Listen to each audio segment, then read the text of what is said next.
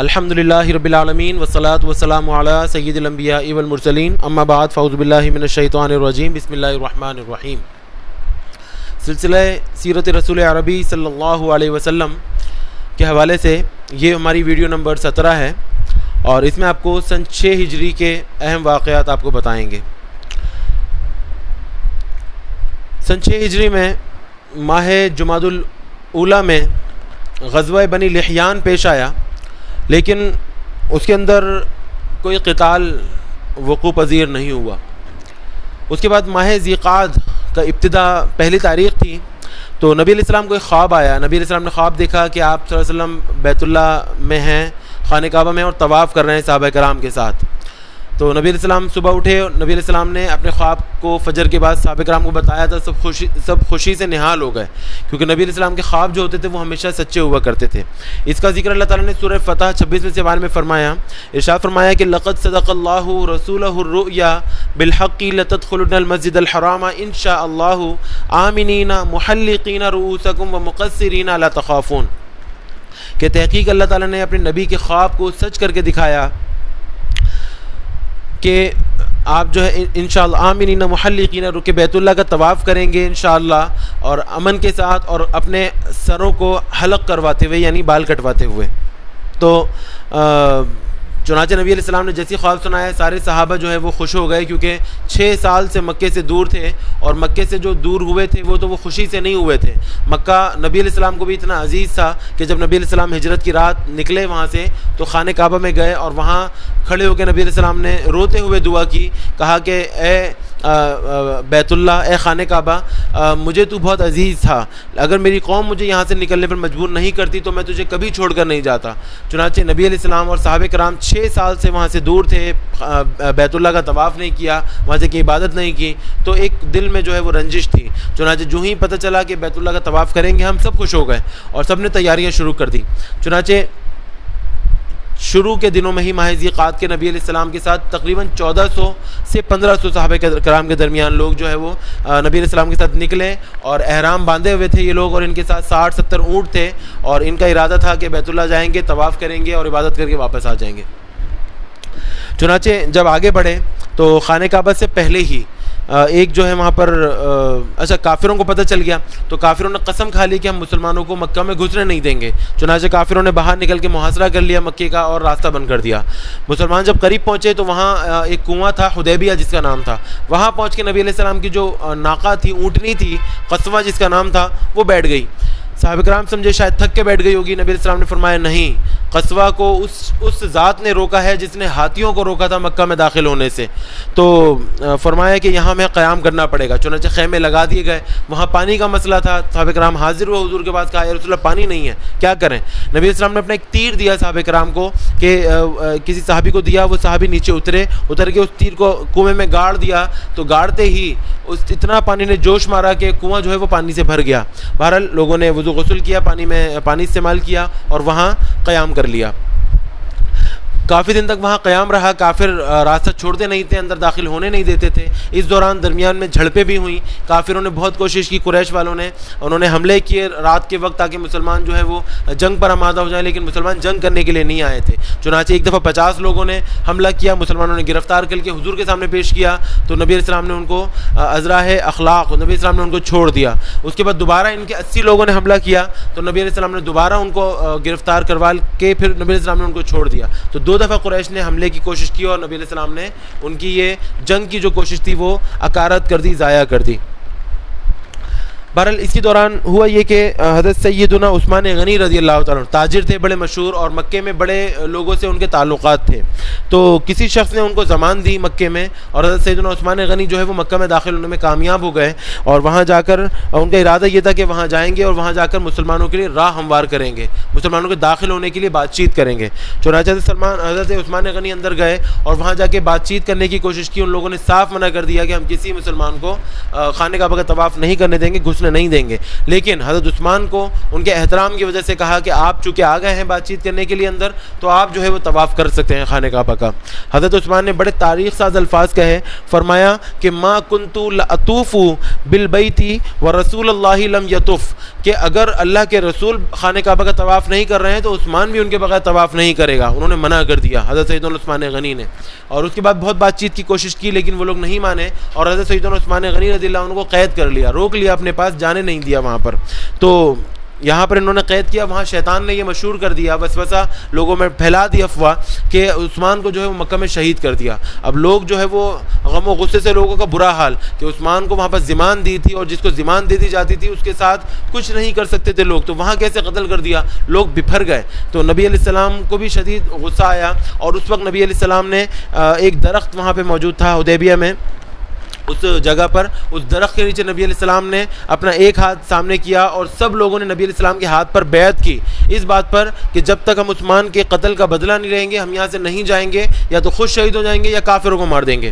اور ہر صحابی نے وہاں پر کھڑے ہو کے نبی علیہ السلام سے بیعت لی. اس کے بعد نبی علیہ السلام نے اپنے ایک ہاتھ کو دوسرے ہاتھ پہ رکھا اور حضرت سیدنا عثمان غنی کی طرف سے بیعت لی کہ میں عثمان کی طرف سے بیعت کرتا ہوں کہ ہم بدلہ لیں گے. اس میں اس بات کی طرف اشارہ تھا کہ نبی علیہ السلام کو اللہ تعالیٰ نے اطلاع دے دی تھی کہ عثمان زندہ ہیں, کیونکہ بیعت جو ہوتی ہے وہ ہمیشہ زندوں کی طرف سے ہوتی ہے, مردوں کی طرف سے نہیں ہوتی. اور اس واقعے کو بھی سورہ فتح میں اللہ تعالیٰ نے ارشاد فرمایا کہ لقد رضی اللہ عن المؤمنین اذ یبایعونک تحت الشجرۃ فعلم ما فی قلوبہم فانزل السکینۃ علیہم واصابہم فتحا قریبا, کہ تحقیق اللہ تعالیٰ راضی ہو گیا مومنوں سے کہ جو درخت کے نیچے آپ کے ہاتھ پر بیعت کر رہے تھے. اور پوری آیت آگے ہے.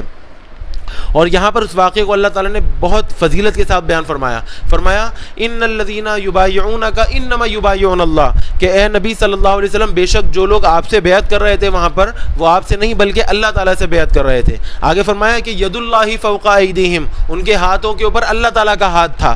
تو آپ اندازہ کریں کہ اللہ تعالیٰ کا تو ہاتھ ہی نہیں ہے, اللہ تعالیٰ تو جسمانیت سے پاک ہے, نور ہے اللہ تعالیٰ. تو لیکن وہاں پر نبی علیہ السلام کے ہاتھ کو اللہ تعالیٰ نے اپنے ہاتھ سے تشبیہ دی, اور نبی علیہ السلام کے افعال کو اللہ تعالیٰ اپنی طرف منسوخ فرمایا گیا تھا نبی علیہ السلام کے اعزاز کی وجہ سے.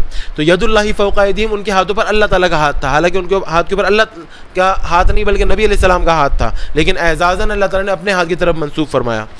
بہرحال جو کفار کو پتہ چل گیا, ان کو جب پتہ چلا مسلمانوں نے ایسی قسم کھائی ہے اور بیعت کی ہے تو ڈر گئے. تو اچھا, اس واقعے کو بیعت رضوان کے نام سے تعبیر کیا جاتا ہے سیرت کی تاریخ میں اس کو بیعت رضوان کہا جاتا ہے, اور بڑی مشہور جو ہے نا وہ یہ واقعہ ہے. اچھا, کفار کو جب پتہ چلا مکہ والوں کو کہ مسلمانوں نے ایسی بیعت کی ہے تو وہ ڈر گئے کہ واقعی کہیں حملہ نہ کر دیں. مسلمانوں کا ایک ڈر تو ان کے دل میں بیٹھا ہوا تھا. چنانچہ انہوں نے حضرت سیدنا عثمان غنی رضی اللہ عنہ کو آزاد کر دیا اور ان کو جانے دیا, اور ساتھ میں اپنا ایک وفد بھیجا جن کا سربراہ, جن کے جو قائد تھے وہ سہیل تھے. اس وقت کافر تھے, بعد میں مسلمان ہوئے تھے. تو وہ سہیل جو ہے وہ آئے حضرت عثمان کے ساتھ اور کہا کہ میں معاہدہ کرنے کے لیے آیا ہوں, آپ سے بات چیت کرنے کے لیے آیا ہوں, تو معاہدہ کریں. چنانچہ وہ بیٹھے, یہاں سے مسلمانوں کا گروہ نبی علیہ السلام, صدیق اکبر, عمر فاروق, حضرت علی اور یہ سب لوگ, تو یہ لوگ سب بیٹھے, اور اس کے بعد جو ہے ان کے درمیان وہاں پر معاہدہ طے پایا جس کو صلح حدیبیہ کہا جاتا ہے تاریخ میں. چنانچہ اس کے اندر جو ہے کچھ اس کی شرائط بتاتا ہوں. تو ان میں سے پہلی شرط معاہدے کی یہ تھی کہ فریقین یعنی مسلمان کافر دونوں 10 سال تک آئندہ جنگ نہیں کریں گے, اور کوئی بھی فریق خفیہ طور پہ یا اعلانیہ طور پہ کوئی ایسی حرکت نہیں کرے گا کہ جس سے جنگ کو ہوا ملے, کوئی بھی جنگ نہیں کرے گا. نمبر دوسری اس کی شرط تھی کہ اس دوران اگر کوئی قریشی مکہ سے اگر کوئی شخص, کوئی مسلمان اپنے ولی کی اجازت کے بغیر بھاگ کر مدینے میں آ گیا نبی علیہ السلام کے پاس, تو مسلمانوں کو اسے واپس کرنا پڑے گا. اور لیکن اگر مدینے سے کوئی مرتد ہو کے مکہ میں آ گیا تو مسلمان اس کو واپس نہیں لے سکتے.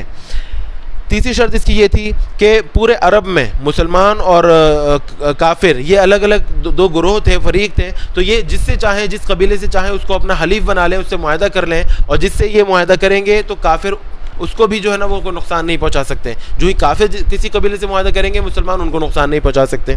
اور اس کے علاوہ اس کی چوتھی شرط یہ تھی کہ نبی علیہ السلام سارے صحابہ کے ساتھ اس سال واپس چلے جائیں گے, مکہ میں داخل نہیں ہوں گے, کوئی عمرہ نہیں کریں گے, واپس چلے جائیں گے, اور اگلے سال آئیں گے وہ بھی صرف 3 دن کے لیے. ان کے پاس صرف تلواریں ہوں گی, اور وہ تلواریں بھی نیام کے اندر ہوں گی, اور وہ 3 دن کے لیے ہم لوگ مکہ خالی کر دیں گے, اور مسلمان 3 دن میں عمرہ کریں, اور اس کے بعد 30 دن کے بعد وہاں سے واپس چلے جائیں.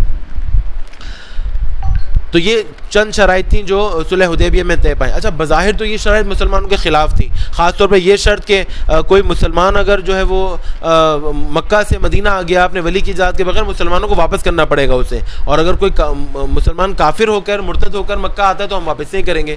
تو اس شرط پر تو سارے مسلمان جو ہے وہ ان کے خون کھول اٹھے کہ یہ شرط تو ہمارے خلاف ہے. یا تو برابری سرابری کی بنیاد پہ یہ شرط ہونی چاہیے کہ یا تو نہ تم واپس کرو گے نہ ہم واپس کریں, یا اگر ہم واپس کریں تو تمہیں بھی کرنا پڑے گا. لیکن یہ شرط الٹ تھی, مسلمانوں کے خلاف تھی براہ راست. لیکن نبی علیہ السلام نے کہا کہ لکھ دو, یہ شرط لکھنے دو.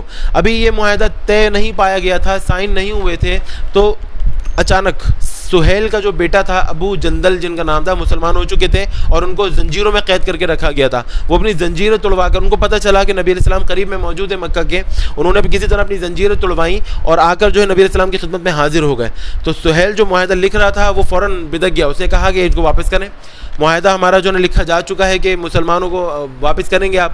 تو مسلمانوں نے اعتراض کیا کہ ابھی معاہدے پہ دستخط نہیں ہوئے ہیں, ابھی معاہدہ طے نہیں پایا ہے, تو اس لیے ہم ان کو واپس نہیں کریں گے. تو سہیل جو ہے اکڑ گیا, اس نے کہا نہیں یہ شرط ہے, اگر اس کو واپس کریں گے تو معاہدہ آگے بڑھے گا ورنہ ہم معاہدہ نہیں کریں گے. تو نبی علیہ السلام نے کہا کہ ٹھیک ہے, یہ ٹھیک کہہ رہے ہیں, اور معاہدہ جو ہے وہ چونکہ شرط لکھی جا چکی ہے تو ابو جندل کو واپس کر دو. پھر نبی علیہ السلام نے ابو جندل سے کہا کہ اے ابو جندل تم واپس چلے جاؤ, انشاءاللہ اللہ تعالیٰ تمہارے لیے ضرور کوئی راہ نکالے گا. اور ابو جندل کو جو ہے وہ ان کے والد سہیل کے حوالے کر دیا گیا. اچھا اس کے بعد اللہ تعالیٰ نے اس سے نکلنے کی رائے سے نکالی کہ ابو جندل دوبارہ وہاں سے بھاگ اٹھے, لیکن ان کو پتہ تھا کہ اگر میں مدینہ جاؤں گا تو نبی علیہ السلام معاہدے کی خلاف ورزی نہیں کریں گے اور مجھے دوبارہ حوالے کر دیں گے. چنانچہ نہ وہ مدینہ گئے نہ وہ مکے گئے, اور بیچ کے راستوں میں غاروں میں رہنے لگے. ان کے ساتھ چند اور لوگ جمع ہو گئے, ہوتے ہوتے ان کا پورا گروہ بن گیا. اب ان کا کام یہ تھا کہ جو ہی کافروں کا کوئی قافلہ وہاں سے گزرتا, تجارت کرنے کے لیے ملک شام جاتے رہتے تھے, کوئی بھی قافلہ گزرتا یہ اس کو لوٹ لیتے اور قتل و غارت کری کرتے تھے. کافر پریشان ہو گئے, بہت کوششیں کی گئیں لیکن لوگ ان کے خلاف سرکوبی نہیں کر سکے. چنانچہ پھر ایک وفد مدینے میں آیا کافروں کا اور کہا کہ ابو جندل کو واپس بلا لیں. نبی علیہ السلام نے کہا نہیں, معاہدہ ہے, ہم تو واپس ہی بلا سکتے, اگر بلائیں گے تو ہمیں تمہیں دینا پڑے گا, ہم تو نہیں بلائیں گے ان کو. تو نبی علیہ السلام نے منع فرما دیا. تو بالآخر انہوں نے یہ شرط ختم کرنے پر اتفاق کیا, کہا یہ شرط ختم کریں, ان کو وہاں سے ہٹائیں. چنانچہ وہ شرط کافروں کے اتفاق سے وہ شرط ختم کر دی گئی, اور پھر نبی علیہ السلام نے پیغام بھیجا اور ابو جندل اور ان کے ساتھی مدینے میں آ گئے. تو یوں اللہ تعالیٰ نے کس طریقے سے جو ہے وہ کافروں کے لیے عذاب بنا دیا, اس شرط کو مسلمانوں کے لیے فائدہ بنایا اور یہ شرط کافروں کے ہاتھ ہی ختم کروا دی. بہرحال یہ شرائط طے ہونے کے بعد جو ہے وہ دستخط ہوئے فریقین میں, ایک کاپی ان کے پاس رکھی گئی, ایک کاپی مسلمانوں کے پاس آئی. اس کے بعد نبی علیہ السلام نے مسلمانوں سے کہا کہ اپنے احرام کھول دو, اور چونکہ بغیر عمرہ کیے احرام کھول رہے ہو تو اسی لیے دم دو, قربانی کرو. چنانچہ وہاں تو نہیں, پھر واپس آ کر مدینے میں سب لوگوں نے قربانی کی. اور اس کے بعد اگلے سال ہجرت کے 7ویں سال یہ پورا جو تمام لوگ تھے یہ نبی علیہ السلام کے ساتھ مکہ گئے, اور وہاں جا کے انہوں نے عمرہ جو ہے وہ ادا کیا, اور 3 دن تک یہ لوگ مکہ میں رہے. تو یہ مشہور واقعہ تھا, صلح حدیبیہ کا واقعہ تھا, اور بیعت رضوان کا واقعہ تھا جو سن 6 ہجری میں پیش آیا. اور اس واقعے کے بعد سن 7 ہجری میں مسلمانوں نے بڑا زبردست ترقی کی. نبی علیہ السلام کے حکم سے جو مختلف ملکوں کے بادشاہ تھے ان کے نام خطوط لکھے گئے, خط لکھے جن میں نبی علیہ السلام نے تبلیغ کی اور ان کو اسلام کی دعوت دی. اچھا ان بادشاہوں میں جو مشہور تھے, ایک تو قیصر روم کے نام لکھا, ایک جو ہے فارس, جو ملک فارس کا بادشاہ کسرا تھا اس کے نام لکھا, نجاشی جو تھا حبشہ کا بادشاہ اس کے نام لکھا, یمن, شام, ان سب بادشاہوں کے نام خطوط لکھے, جن میں سے جو ہے قیصر روم اور کسرا جو اس کا جو بادشاہ تھا روم فارس کا, ان لوگوں نے نبی علیہ السلام کا جو ہے وہ خط نہیں مانا, اور باقی لوگ جو ہے وہ کچھ لوگ مسلمان ہو گئے, نجاشی مسلمان ہو گئے تھے. تو یہ واقعہ جو ہے وہ پیش آیا, اور یہی جو صلح حدیبیہ تھی یہی معاہدہ پیش خیمہ بنا فتح مکہ کا جو سن 8 ہجری میں ہوا. انشاءاللہ اپنے وقت پہ اس کو بیان کریں گے. آج کی ویڈیو تمام ہوتی ہے, دعا میں یاد رکھیے گا, ہماری ویڈیو کو لائک کریں, سبسکرائب کریں, اور انشاءاللہ اگلی ویڈیو میں حاضر ہوں گے. السلام علیکم ورحمۃ اللہ وبرکاتہ.